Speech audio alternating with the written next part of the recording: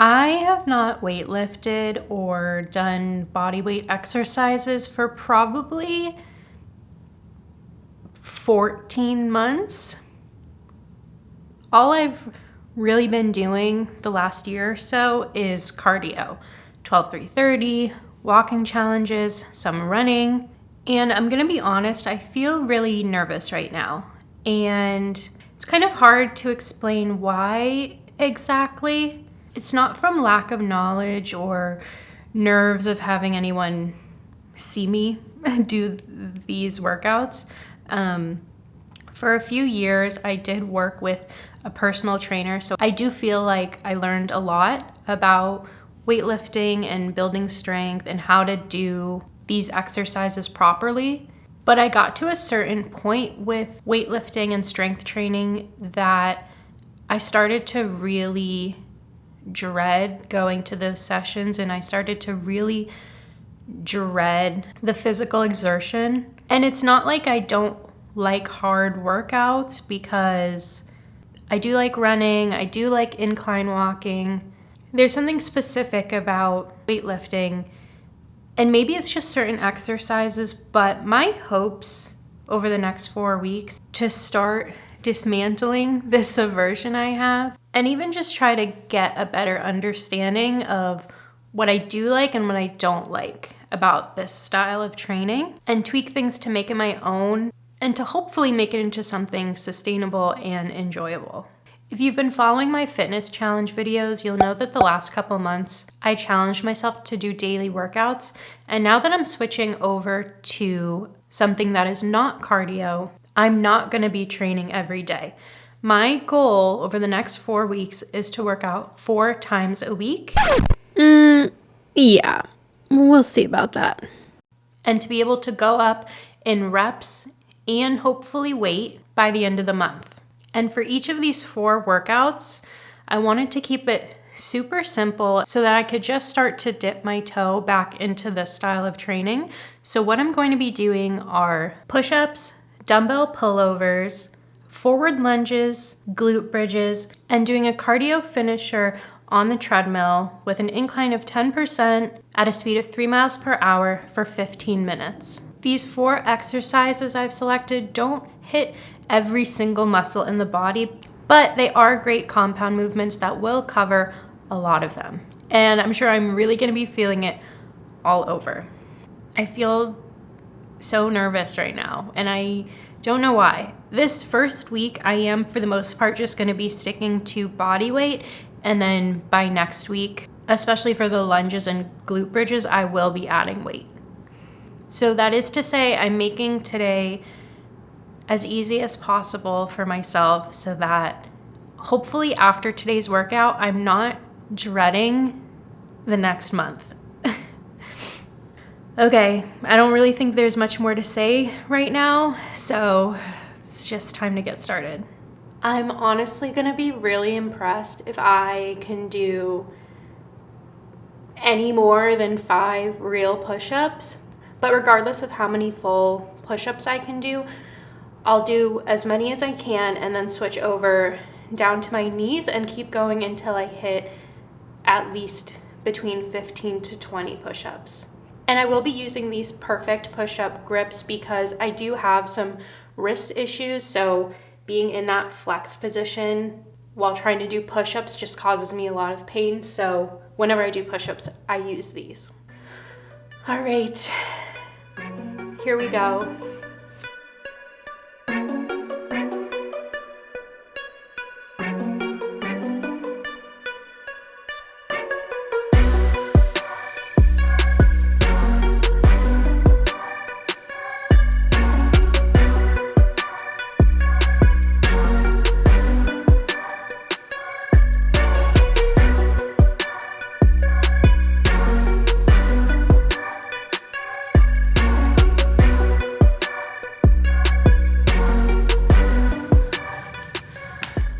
Okay, maybe 15 to 20 was ambitious.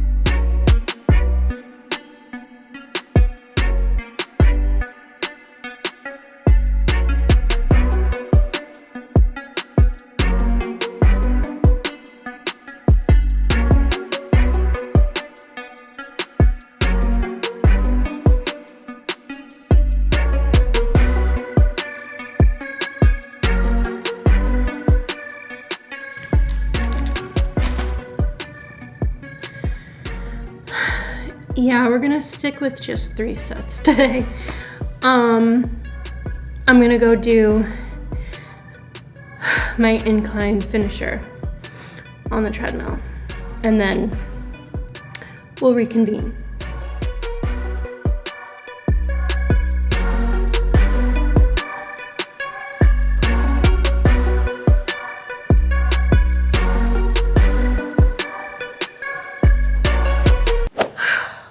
So that was hard. And it took me like about an hour, which I'm kind of surprised about. I, for some reason, didn't think it would take that long, but keep in mind I was moving the camera around a lot. I'm very sweaty. I found it very challenging. My muscles are already starting to feel sore, so tomorrow should be interesting. But yeah, we ripped off the Band-Aid, and I'm feeling pretty good about the workout I've put together for this month. So I'm definitely gonna take tomorrow as a rest day and then maybe come back the day after tomorrow. The goal is to complete 4 workouts a week for 4 weeks. See you soon.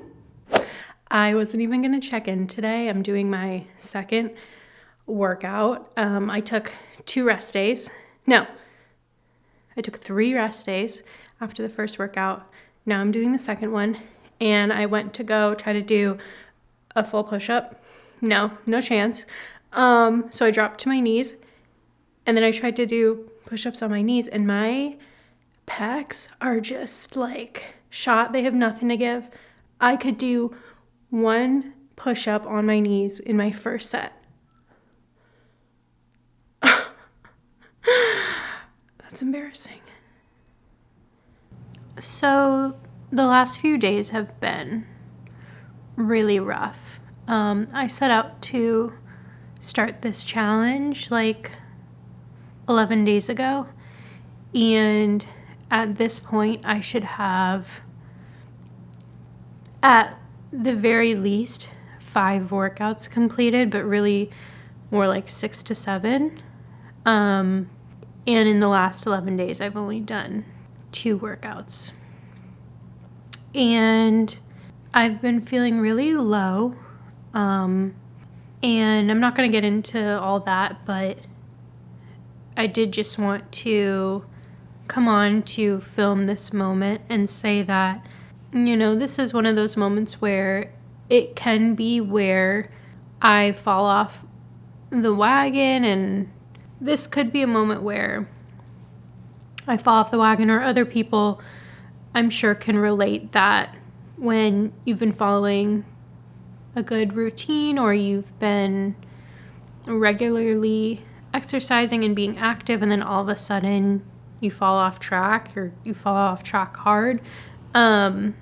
It can be really demotivating, and you could feel really disappointed in yourself. But the reality is, this could be like the week where I fell off, or it could be like a 1-week blip in an otherwise regularly active lifestyle. And if there's like a week here or there every couple or every few months, like that's not a big deal, because being active for like 9 weeks and then not being active for 1 week, like that 9 weeks doesn't just disappear. And yeah, as long as I like get up and continue, it's just like 1 week where I wasn't active in over the course of a few months. So I'm not feeling, I still wouldn't say like I'm feeling 100%, but I also know that being active is going to help my mood a lot.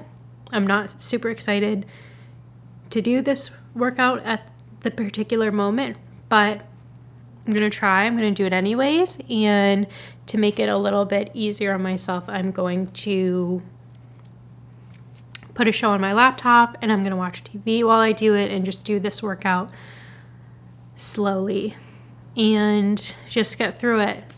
however I can. And obviously my goal to do this workout 4 times per week hasn't panned out. If I want to change the goal so that I'm doing a total of 16 workouts in 4 weeks, that is technically still possible. I don't know if I'll be able to do that, but that's what I'm aiming for at the moment. And regardless, the point is to just keep going. Regardless of a challenge, regardless of the series, like, the point is just to keep going. So I think now is a good time to check in. So when I checked in a few days ago, I was talking about how kind of had a rough few days and was off track. And I was trying to sort of reorganize the month to still try to get all the strength training workouts into the 4-week span that I had allotted. And then I started to think a little bit more clearly the last couple of days and realized that trying to do the same workout back to back to back to back with very few rest days over 2.5 weeks was probably a very bad idea, especially because strength training is something that I'm just getting back into after like over a year hiatus. I'd just be increasing my risk of injury, and it's just like unnecessary. And then the other thing is that there have been some days like yesterday where I have just genuinely had energy and wanted to do cardio, like walking on like a low incline, like maybe 5% or something, which is what I did last night. And I came home from work and I just genuinely wanted to move and listen to good music. And I was honestly having such a good time just like walking on the treadmill and getting like a light sweat in for almost an hour, which is so funny because I just spent like all of last month complaining about walking on the treadmill for an hour. And now today, I'm like trying to get myself mentally prepared to do the strength training workout, and I just don't want to. Like, I genuinely want to get back on the treadmill and again listen to good music, be on a low incline. Like, that's what I want to do. And I'm over here like trying to force myself to do these weightlifting exercises when I don't want to, and ignoring the activity that I actually want to do today. And I get it. There's something to be said about like, I set out to do this challenge or I made this plan and I should try to stick to what I plan to do. But like, maybe we're losing the plot here. Like, if the overall goal and theme and what I want for my life is to be consistently active, and at the end of the day, just be in some level of a calorie deficit, then I don't need to force myself to lift weights. Like, if I want to walk today, I can walk.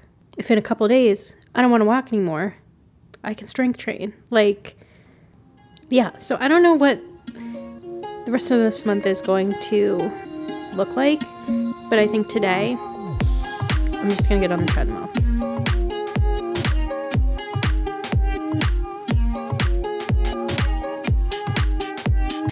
Hi, you guys. So it's been quite a bit of time since the last clip, or since I've checked in.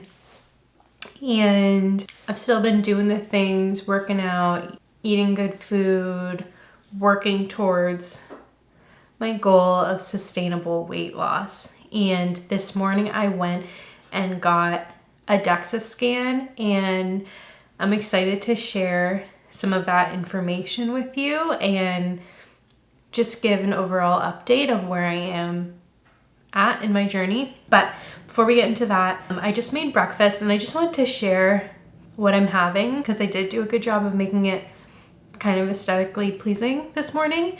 So I have a piece of multigrain toast with a quarter of an avocado, a drizzle of olive oil, and a little bit of flaky salt and red pepper flakes. And then I also have these eggs, which is 1 whole egg and a quarter cup of egg whites with some seasonings mixed in, like salt, pepper, garlic powder, onion powder. This is really delicious and it's going to be really filling for me. I also have my coffee with my French vanilla creamer and some water. So that's breakfast this morning. I don't eat the same thing every day, so I can't even really say like this is like an everyday breakfast for me. I am going to be doing a video soon of what I've been eating for sustainable weight loss, and I'll be able to share like a few days worth of what my meals and snacks have been looking like. But in general, what I'm eating is changing every day. Like, I'm not eating boring food. I'm honoring cravings and trying to work with what my body's asking for because it just makes the journey that much easier. But I will say I have been trying to pay a little bit more attention to adding more protein. So for example, with these eggs, I would normally have 2 eggs and I've made the swap of 1 egg plus a quarter cup of egg whites. It's pretty easy. I don't really notice like the change in flavor of what I'm eating. So that is like a really easy swap for me. And focusing on eating foods that are a little bit higher protein will keep me fuller longer. So that's the goal because it's much easier to diet or be in a calorie deficit when you're not hungry. So I'm gonna get into this and then we are going to talk about the DEXA. A DEXA scan photo is so humbling. Like, oh my God. So the reason I went out and got a DEXA scan is because I really wanted to have another metric to look at besides my weight and the scale. So I really wanted to see what body fat percentage I'm at, and I wish I had done this in November before I started recommitting to fitness, eating well, and sustainable weight loss, but at least I'll have this checkpoint and we'll be able to compare future scans to this report. And in knowing my weight and height, I kind of had an idea of where I was sitting. Like, I had estimated that I was somewhere between 40 and 45% body fat. And the report did confirm that this morning. I'm currently sitting at 44.3% body fat. I did watch a Jeff Nippard video recently where he covered what every body fat percentage actually looks like. And that video really opened my eyes to what different body fat percentages actually look like on women and what is actually considered the healthy range. And he does say in that video that according to the American College of Sports Medicine, a healthy body fat percentage for women can be anywhere between 20 to 32% body fat. So obviously I am sitting quite a bit higher than that range. I don't feel bad or guilty or sad that this is where I am right now. It's a number, it's a metric, it's a tool I'm using to get a better picture of where my health stands today and gives me a good marker and helps me keep track as I continue to make progress in my journey. So I'm not exactly sure when I'll do another DEXA, but something that I do know And this is really important for women. If you're someone who is interested in doing a DEXA scan and using it repeatedly to track body fat percentage, you should really do it around the same time during your cycle. So because I've been tracking my period for several years, I know that my cycle is about 33 to 34 days. So I am always going to schedule a DEXA around the same time in my cycle whenever I do it next. And I'm also mentioning this because this is also how I'm going to continue to give status updates here on YouTube. Instead of giving body or weight loss updates every 30 days or after every challenge, I'm going to get into a routine of checking my status at the same point in my cycle, around every 33 days.